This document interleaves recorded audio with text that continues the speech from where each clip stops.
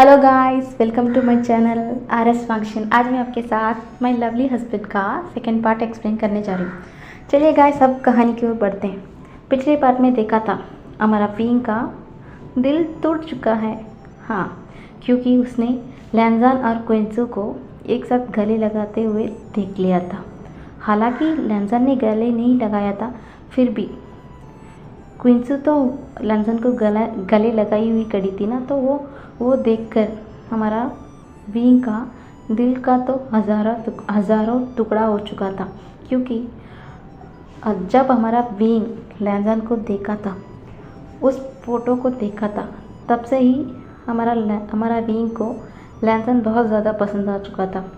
और वो उसके लिए कितनी सारी तैयारी कर चुका था। वो तो उसका क्या पसंद है, क्या नहीं पसंद है, वो क्या करता है, क्या नहीं करता है, ये सब कुछ वो तो जान चुका था। पर वो ये बात क्या बोलते हैं, पूछना भूल गया था कि उसका कोई गर्लफ्रेंड है या नहीं। पर आज वो उस लड़की को अपनी आंखों से देख लिया था, तो उसका दिल ना बहुत ज़्यादा दुखता है। फिर भी वो जैसे तैसे कर ना खड़ा होता है और रोते हुए ना अपने मैरिज वेन्यू के पास जाता है। क्योंकि 4 घंटे के बाद उन दोनों की शादी थी, तो ना उसे बहुत ज़्यादा रोना आता है।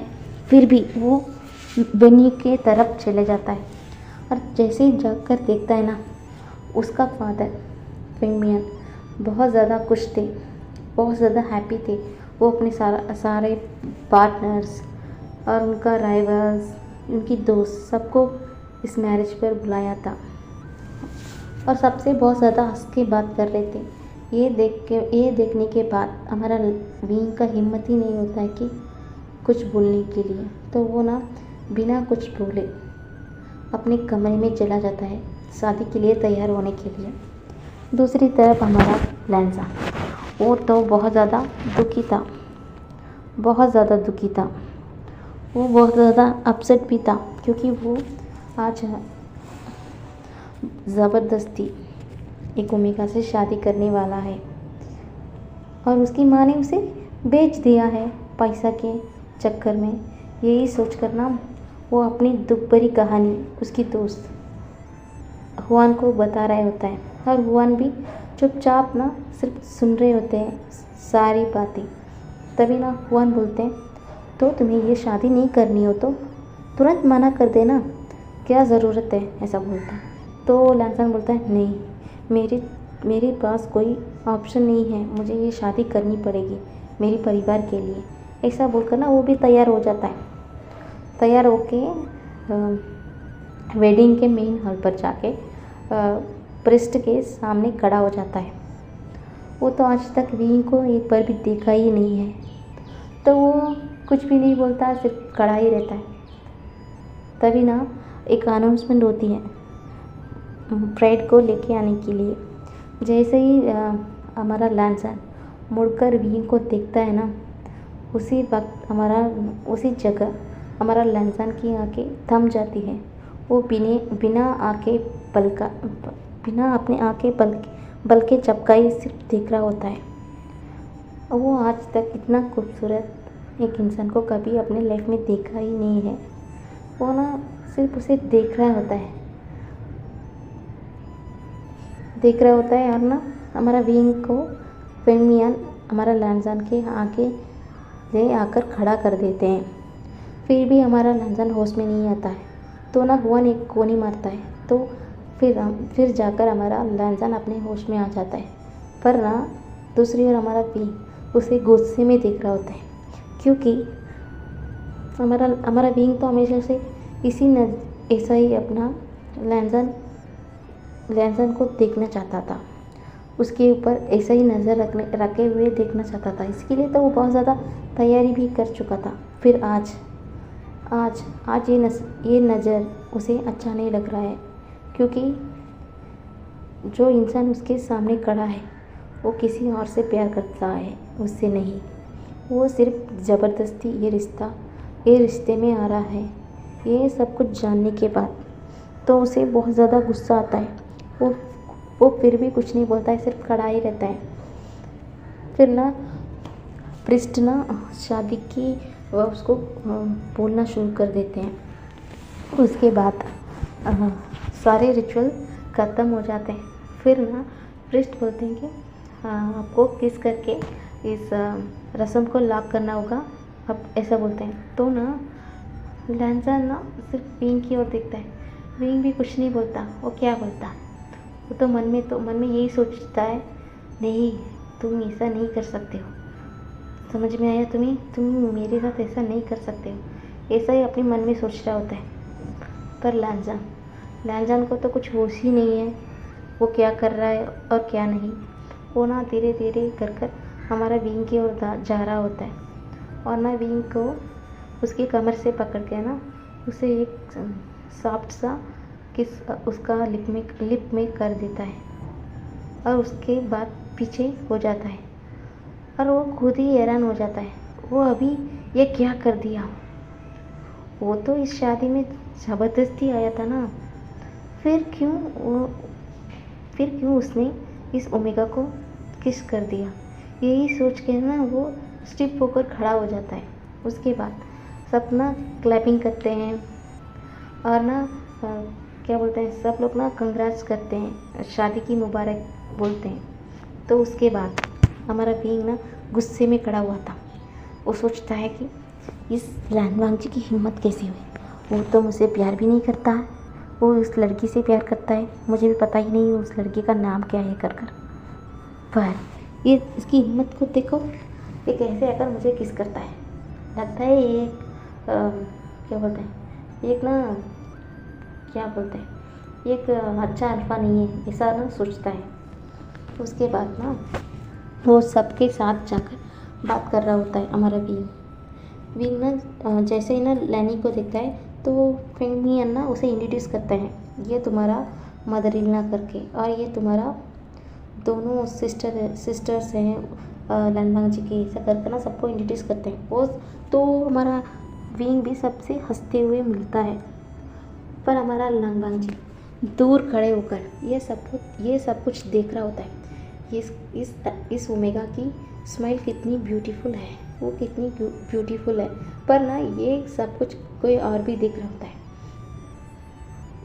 जैसे ही उसके बाद ना हुआन जाता है लैनवांग जी के पास। लैनवांग जी से पूछता है, तुम तो अपनी दुख भरी दास्तां मुझे बता रहे थे, तुमने बोला कि तुम ज़बरदस्ती ये शादी कर रहे हो, ऐसा वैसा बहुत कुछ बोला था, अब क्या हुआ। देखो अब तुम्हारा चेहरा को देखो, तुम्हें कोई भी नहीं बताएगा कि तुम दुख है कर देखो तुम कितना स्माइल कर रहे हो। हाँ तुम स्माइल नहीं दिखा रहे हो, फिर भी तुम्हारा शक्ल से दिख रहा है कि तुम बहुत ज़्यादा हैप्पी हो कर तुम्हारा ना लैंजा मुझे कुछ भी समझ नहीं आता है, ऐसा कर ना वो उसका एक गिफ्ट देकर चला जाता है। और सब लोग ना उनके खाने के लिए इंतज़ाम कर दिया होता है। तो ना सब लोग खाना खाने के बाद सब लोग ना अपने घर के लिए निकल जाते हैं। लैनी भी सब कुछ बात कर विंग से मिलकर, अपना बेटा लैनवांग से भी मिलकर ना वो चली जाती है। तो फेंगमियन है ना लैनवांग जी को ले जाते हैं और उससे कुछ बात करते हैं। उसके बाद ना उसे बता देते हैं कि विंग और तुम्हारा कमरा ऊपर है कर तो वो भी ना ठीक है बोलकर ना अपने कमरे के लिए चला जाता है। वो ना जैसे उस कमरे की ओर जा रहा होता है ना, उसका दिल बहुत ज़्यादा तेज़ धड़क रहा होता है, पर उसको ये बात समझ ही नहीं आ रहा है करके समझ ही नहीं आता है आज ऐसा क्या हुआ, उसका दिल इतना तेज़ क्यों धड़क रहा है कर उसे कुछ समझ नहीं आता। फिर भी ना वो अपने आप को शांत कर देता है। उसके बाद वो कमरे पर जाता है। उसके बाद भी उसका दिल का यही हाल था। वो सोचता है कि ऐसा लग रहा है कि आज मेरी शादी हो चुकी है ना, और मैं पहली बार इसे देख रहा हूँ, इसलिए मेरा हाल ये ऐसा हो चुका है। ये सोचकर वो बिना कुछ बोले ना चला जाता है और देखता है कि विंग बेड पर बैठा हुआ है कर तो ना वो दरवाज़ा को लॉक करता है और ना धीरे धीरे विंग के पास जाना स्टार्ट कर देता है और विंग के पास जाकर हमारा विंग को ना विंग के शोल्डर पर अपना हाथ रखता है। पर ना हमारा विंग ना ज़ोर से उसका हाथ को ना झटक देता है और बोलता है, तुम्हारी हिम्मत कैसे हुई मुझे छूने की? देखो, तुम सिर्फ मेरी नाम के हस्बैंड हो और उससे ज़्यादा कुछ नहीं। समझ में आया तुम्हें? इसके बाद तुम कभी भी मेरे आसपास नहीं आओगे। देखो, ये तुम्हारा कमरा है, बाजू में जो कमरा है ना वो सिर्फ तुम्हारा है और तुम उस कमरे से मेरे पास कभी नहीं आओगे। सिर्फ हम नाम के हस्बैंड एंड वाइफ हैं और उससे ज़्यादा कुछ नहीं, कुछ भी नहीं। ऐसा बोलकर ना गुस्से में वो चला जाता है अपने वॉशरूम की ओर। हमारा लानवांग जी सिर्फ भूत बनकर ना वो सारे बातें सुन रहा होता है और ना उसके बाद उसे पता नहीं क्यों उसका दिल में बहुत ज़्यादा पेन होता है। फिर भी वो कुछ नहीं बोलता है। वो उसके रूम की ओर चला जाता है और जाकर ना उस रूम को बंद कर देता है। तो ना वो थोड़ी देर बाद वो ना सब कुछ सोचता है, ये ओमेगा ने उससे कैसा बात किया और उससे क्या कहा है। ये सब कुछ सोचने के बाद ना उसे गुस्सा आ जाता है। अजीब दादागिरी है। मैं तो ये शादी के लिए मरा तो नहीं जा रहा था ना। इन लोगों ने मुझे शादी के लिए फोर्स किया। आप देखो, सब लोग ना मुझे फुटबॉल की तरफ यहाँ वहाँ फेंक रहे हैं। मेरी मदर तो पैसे की लालच में मुझे यहाँ पर बेच दिया और अब ये ओमेगा, ये भी मेरे ऊपर चढ़कर बात कर रहा है। क्या बात है लैंसन, देखो तेरी ज़िंदगी आज क्या बन गई है, मेरी फूटी किस्मत। ऐसा बोलकर ना वो बेड पर ना एक पंच मारता है और ना फिर भी उसे बुरा लगता है। पता नहीं उसे क्यों बुरा लगता है। वो कुछ समझ ही नहीं पा रहा होता है। फिर भी ना वो वॉशरूम की ओर चला जाता है और फेस वॉश कर आ जाता है और ना वहाँ यहाँ वहाँ देखता है उस कमरा बहुत बड़ा था और उसमें ना लानवांग जी के लिए बहुत ज़्यादा कपड़े, उसके डेली नेसेसरी सारा इंतज़ाम कर दिया था। तो ये सोचता है, हाँ अच्छा, ये सब कुछ पहले से ही किया हुआ है। इसका मतलब ऐसा ही मेरी ज़िंदगी जाना था तो ये ओमेगा मेरे से शादी क्यों की? ऐसा बोलकर ना वो ना टॉवल को लेकर अपना फेस को साफ करता है और उस टॉवल को ज़मीन पर पटक देता है और जाके ना सो जाता है। पर ना उसे नींद ही नहीं आ रहा होता है। वो ना बार बार अपने लिप के ऊपर ही हाथ फेरा रहा होता है। आज पता नहीं उसे जब उस ओमेगा को किस करता, वो फीलिंग उसे बहुत ज़्यादा अच्छा लगा था। ये मानना नहीं चाहता था, फिर भी उसे बहुत ज़्यादा अच्छा लगा। पर ना अब उसे गुस्सा आ जाता है, ये घमंडी ओमेगा, मैं तो इसे नहीं छोड़ूंगा। ऐसा बोलकर ना वो सो जाता है। ऐसा ही ना बोलकर वो सो जाता है और दूसरी ओर हमारा वीन, वो तो फूट कर रो रहा होता है। वो इस दिन के लिए कितना बेसब्री से इंतज़ार कर रहा था। वो ना लैंसन के लिए कितनी ज़्यादा चीज़ें खरीदा था। वो कितना प्यार से इस दिन के लिए इंतज़ार कर रहा था। पर आज ये दिन उसके लिए सबसे बहुत बुरा दिन बन चुका है। वो ना तभी रोता है। वो बोलता है, आखिर मेरा साथ ही ऐसा क्यों हुआ? मैंने कुछ ज़्यादा मांग लिया है क्या? फिर भी हमेशा मेरा साथ ही ऐसा क्यों होता है? ऐसा बोलकर ना वो रोने लग जाता है। फिर ना उससे रोते रोते ना वो सो जाता है। ऐसा ही ना आज का ऐसा इनका रात बीत जाता है। अगले दिन ना हमारा लानबांग जी उठता है और चारों ओर देखता है। उसके बाद उसे याद आ जाता है, हाँ आज मैं कैसे बोल चुका हूँ। मेरी मदर ने मुझे बेच दिया है। आज मैं मेरी ओमेगा यानी कि मेरी घमंडी ओमेगा के पास हूँ। मैं कैसे भूल चुका हूँ? ऐसा बोलकर ना वो नीचे आ जाता है और नीचे आने के बाद देखता है चारों तरफ। तो ना फेन मियाँ नीचे बैठकर डाइनिंग टेबल पर बैठकर ना पेपर पढ़ रहे होते हैं, तो वो भी नीचे जाता है और उन्हें विश करता है। और बदले में वो भी विश करते हैं और बोलते हैं लांजान तुम कैसे हो, तुम्हें इस घर अच्छा लगा ना, ऐसा ऐसा ना पूछ रहे होते हैं। उसके बाद तभी ना वो चारों तरफ देखता है, तभी ना हमारा फेनमियन समझ जाता है तुम ना बींग को ढूंढ रहे हो, रुको अभी वो आ जाएगा। तभी ना हमारा बींग एक ट्रे पर 2 कप टी लेकर आ जाता है। पर हमारा तभी ना हमारा लैंडन सोचते हैं अरे बाप रे, मुझे तो टी कभी पसंद ही नहीं था, मैं कैसे बताऊँ इन लोगों को मुझे टी पसंद नहीं है कर। फिर भी ना पहले ना हमारा भी टी कप को हमारा फेनमियन के हाथ में दे देता है। उसके बाद एक मग को लेकर हमारा लानवांग जी की ओर देता है। जैसा ही हमारा लानवांग जी उस कप को लेकर देखता है, उसमें कॉफ़ी था। पर तब ना हमारा लानवांग जी क्वेश्चन भरी लुक से ना हमारा बींग की ओर देखता है। पर हमारा लानजान को कौन बताए, हमारा बींग तो लानजान के बारे में सब कुछ पहले से ही पता कर चुका है, उसे कौन बताए। आज उसकी एक गड़बड़ी की वजह से सब कुछ उल्टा हो चुका है, उसे कौन बताए ये सब कुछ। खैर छोड़िए, अब हम कहानी की ओर जाते हैं। हमारा लानवांग जी ऐसा क्वेश्चन भरी निगाह उसे देखता है, तो ना हमारा बींग बोलता है ये आपके लिए कॉफ़ी, अब पी लीजिएगा, ऐसा बोलता है। तो ना वो भी कुछ नहीं बोलता है, वो भी सर को हिलाकर ना कॉफ़ी को पीने लग जाता है। उसके बाद ना हमारा फेनमियन बोलते हैं देखो बच्चों, मैंने तुम लोगों के लिए कुछ प्लान किया है। आज मैं चाहता हूँ लानवांग जी और बींग तुम दोनों को आज मैं मेरा सारा पार्टनर्स और सबसे मिलाऊं।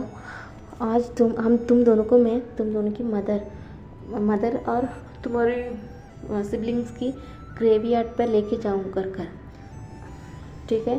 और उसके अगले दिन तुम दोनों लानवांग जी और उनके फैमिली से मिल के आओ। उसके बाद तुम दोनों को मैंने पेरिस भेजना चाहता हूँ हनीमून ट्रिप के लिए, ऐसा बोल देते हैं।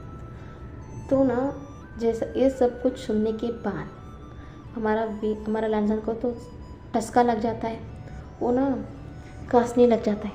तो ना फेनमियन बोलते हैं क्या हुआ ऐसा बोलते हैं। तो लानवांग जी बोलता है कुछ नहीं ऐसा बोलता है।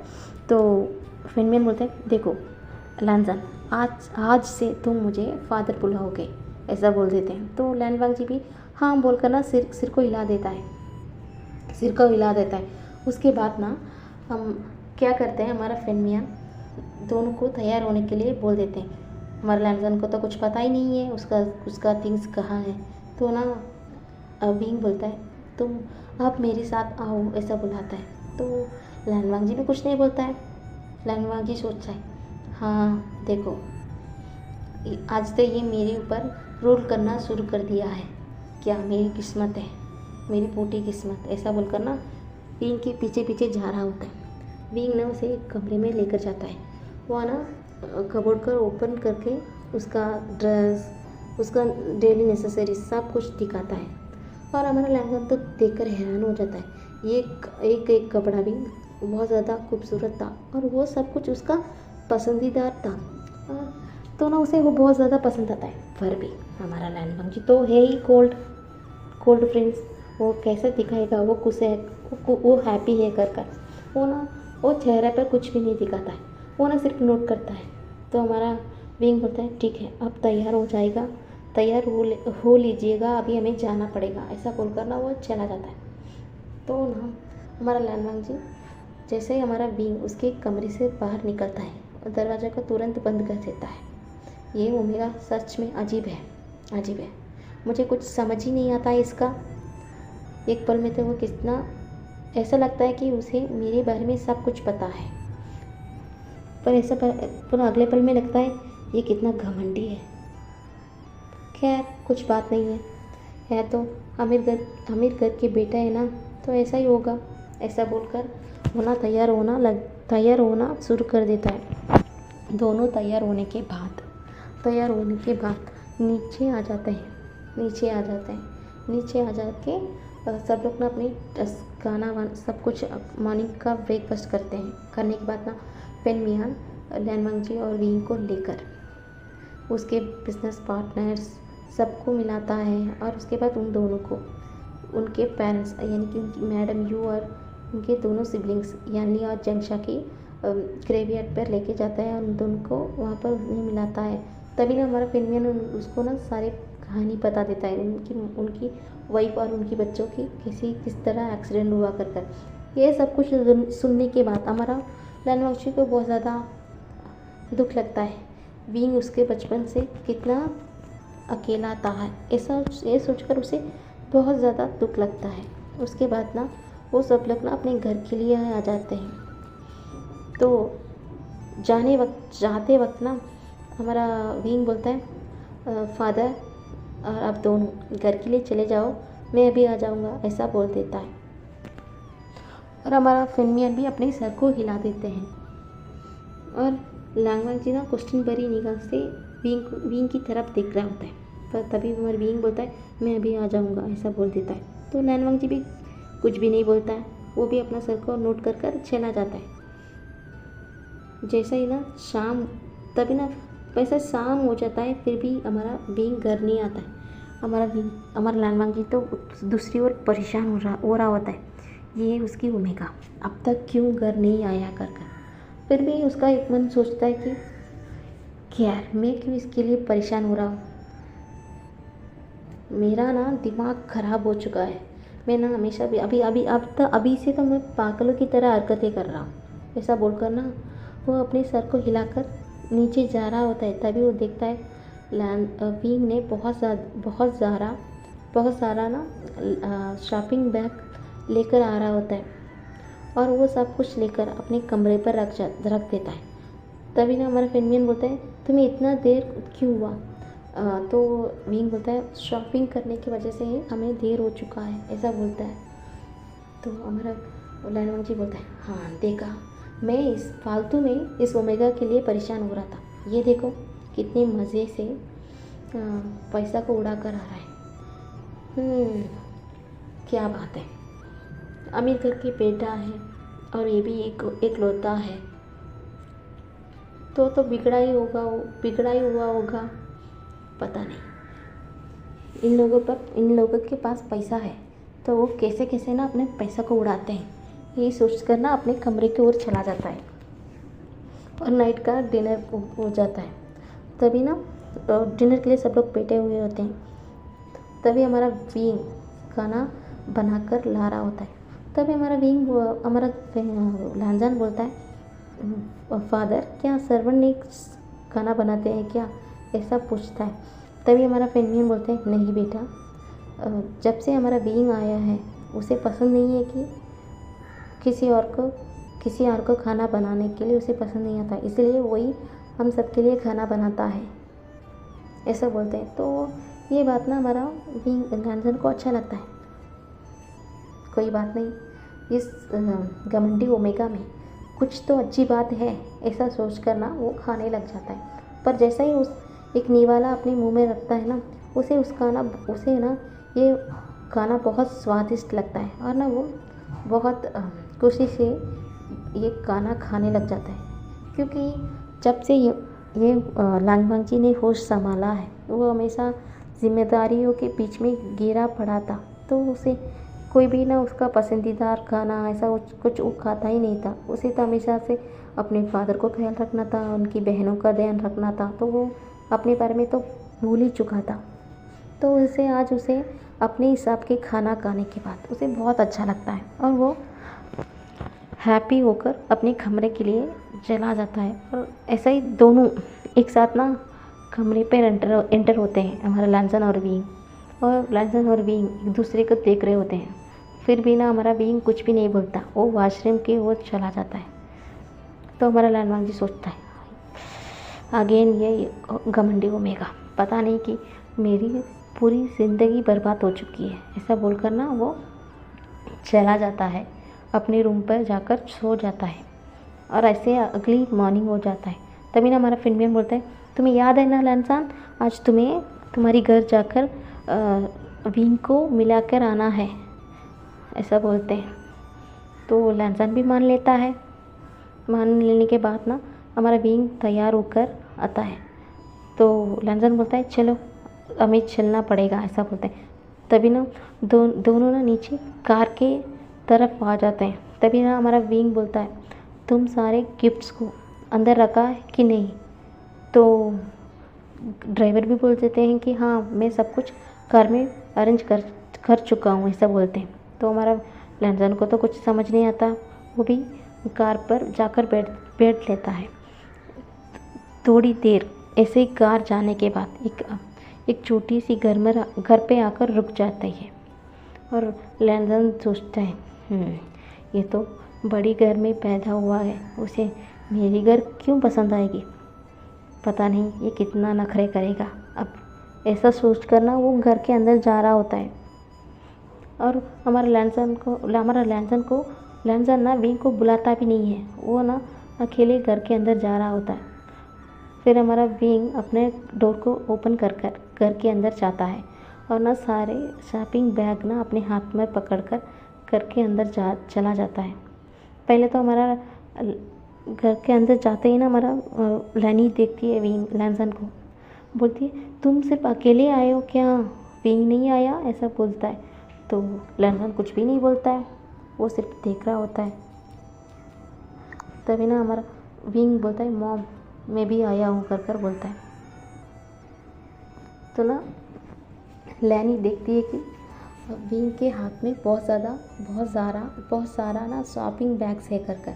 तो ना वो बहुत खुशी से ले लेती है। तो हमारा लैंसन बोलता है देखो इस शॉपिंग बैग्स और इन पैसों के चक्कर में तो अब ये मेरी मदर ने मुझे भेजा था जियांग्स को, मैं कैसे भूल चुका हूँ। मेरी मदर भी अब तो बहुत ज़्यादा हैप्पी हो रही होगी, ऐसा बोलता है।